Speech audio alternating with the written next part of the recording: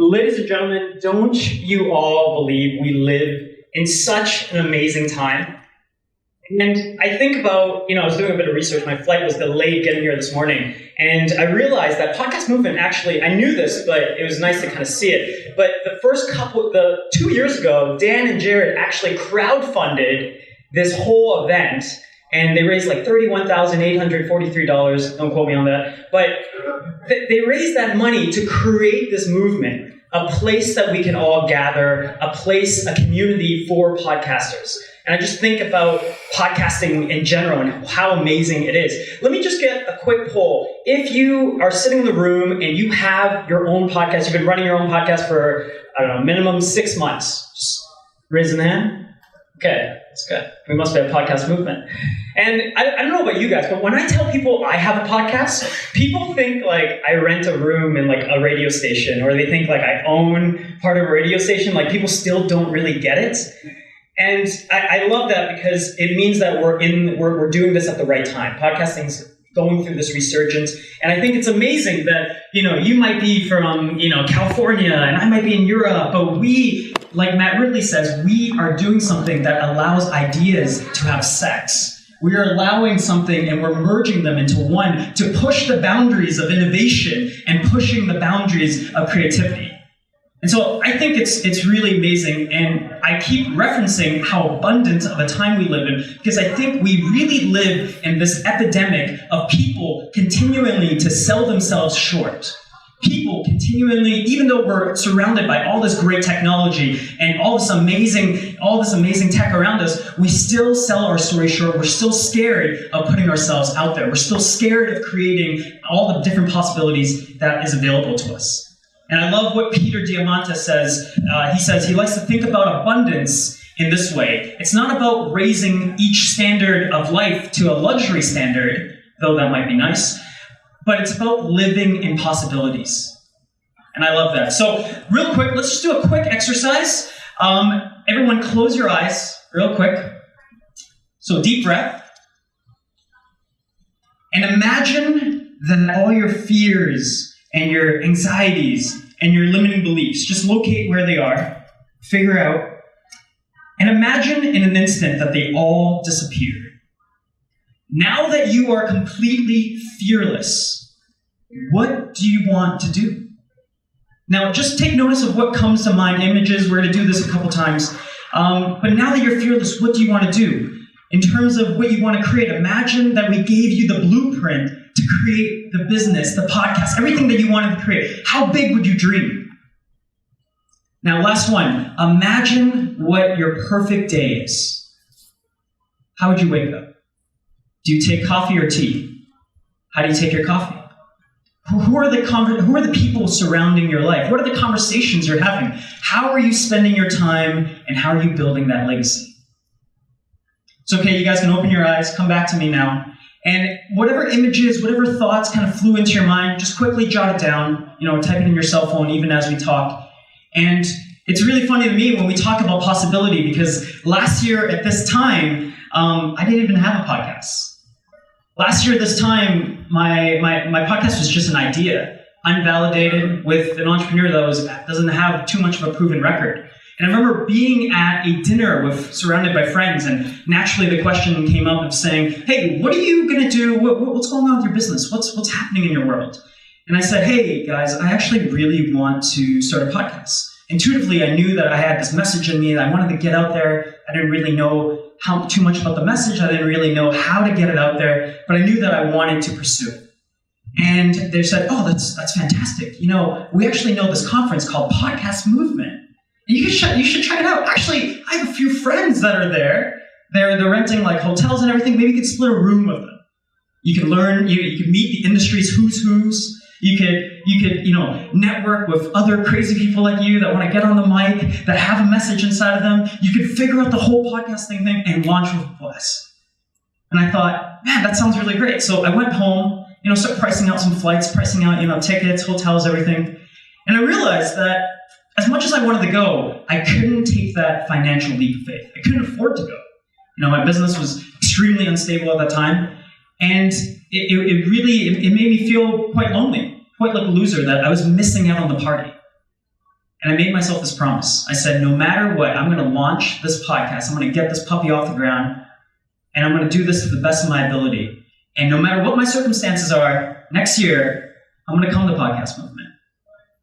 And so since that moment, it's been so amazing, so blown away that I've been able to launch and, did the whole new and noteworthy circuit when I first launched. That was really great because it helped catalyze and get all these high-profile different guests on the show. People like Bob Proctor, Alex Icahn, Tony Robbins' son, Jarek. And it's been amazing because they've been able to help me build an online business that allows me to work from anywhere in the world. And recently we got nominated as one of the top business podcasts in the past year by Podcast Awards. And all of this, I don't tell you to try to impress you, but I try to tell you this to maybe impress upon you what can happen when you tap into what I call the creator's mindset. And all this shift from scarcity, of thinking you don't have enough, of you don't have enough talent, of maybe you sound stupid, there's not enough strategic pauses, there's not enough ums, who am I to deserve to do this? All that fades once you shift your mind to the creator's mindset.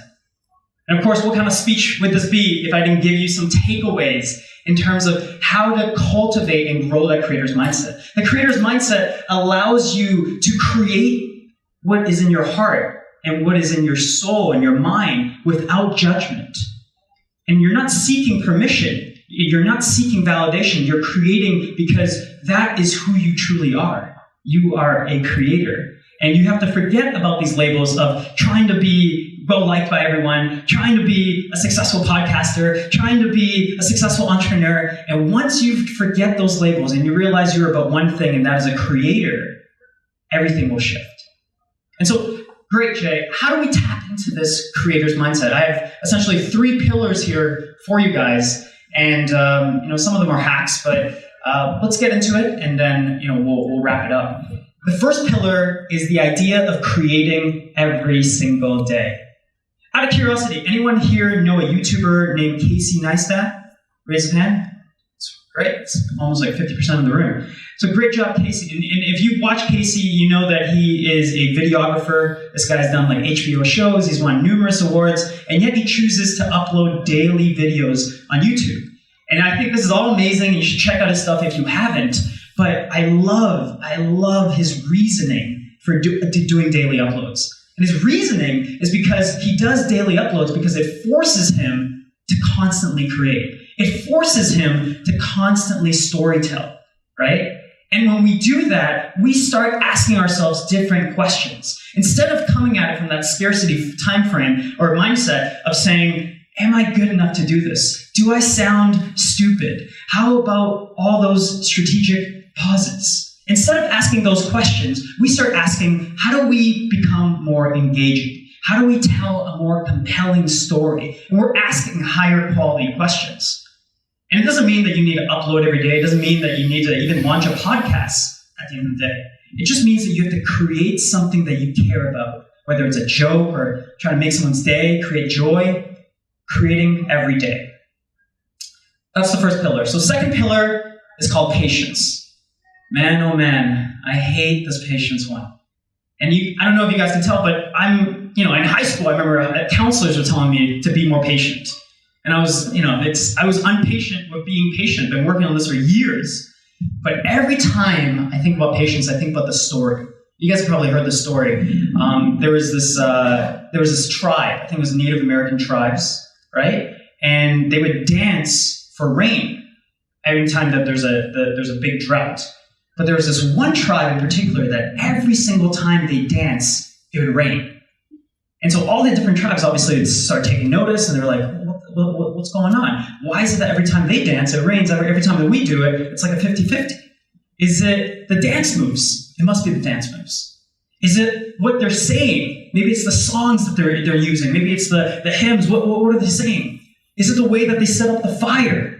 What is it? Let's ask them. So they go and they find this tribe, they locate them, they start asking the chief all these different questions.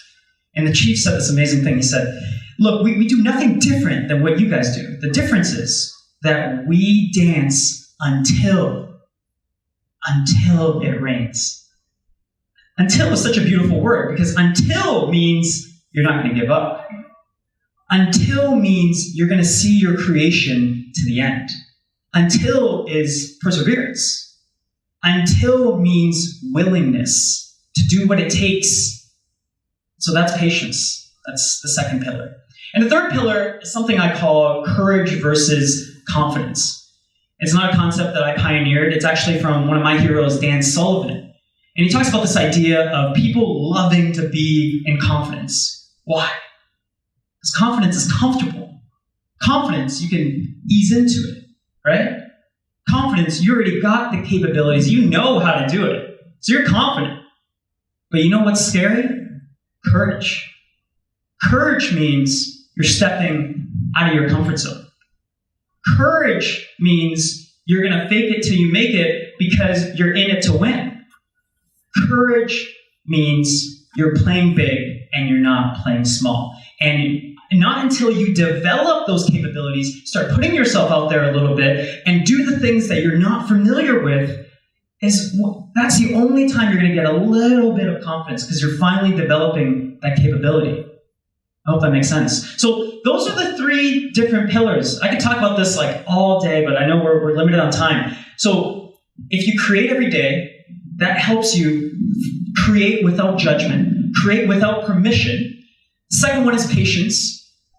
We all know about patience, but it's about not giving up. It's about dancing until it rains. And third is about choosing courage over confidence. And going back to that exercise we did earlier, remember all those things, all those images that flooded through your mind when we did that exercise, Your Perfect Day? Well, if you develop the creator's mindset, I can't tell you it's the perfect answer, but it worked for me. What will start happening is that you start realizing that all these things are possible. You can go and create the relationships that you want to see in your life. You can go out and actually create the perfect day that you want to live. You can go out and create the perfect business and the podcast that you deserve. But it's not going to be easy. Like my virtual coach, Brendan Burchard, he says this amazing quote. He says, when you knock on the door, don't be surprised when you knock on the door of opportunity and it's hard work that answers. Because people are not going to see what you see. They're not going to feel what you feel, right? They're not gonna get it. You're speaking a different language to them, and that's okay. You know why? It's because everyone in here has that message inside of them. Everyone in here has a certain creation inside of them. It might be a podcast, might not. Might be a book, might be a song. Could be a lot of things. But you need to focus on what was given to you, your creation, your message to the world. And if all that doesn't work, and at the end of the day, you're just having a bad day, you're like, man, I can't get these haters off of me. Just remember this one quote. I think about this all the time. It's a quote by Nietzsche, philosopher. He says, the mad ones and the ones who were seen dancing were ridiculed and thought to be insane by those who could not hear the music. I just love that. I love that. So if you develop this creator's mindset, you can live out all those possibilities that we're thinking about. All those different things. They're right there for you. And so the only question becomes, will you answer the call to create? And I really hope you do. Thank you so much. Hey guys, I hope you enjoyed that video. Make sure to subscribe, hit that subscribe button below so that you don't miss any updates, you don't miss any videos. We got tons of behind the scenes, tons of travel vlogs, so make sure to go check out those vlogs. We also have other talks and other videos. If you need weekly inspiration, make sure to give those a quick look around. Until next time guys, stay crazy and stay awesome.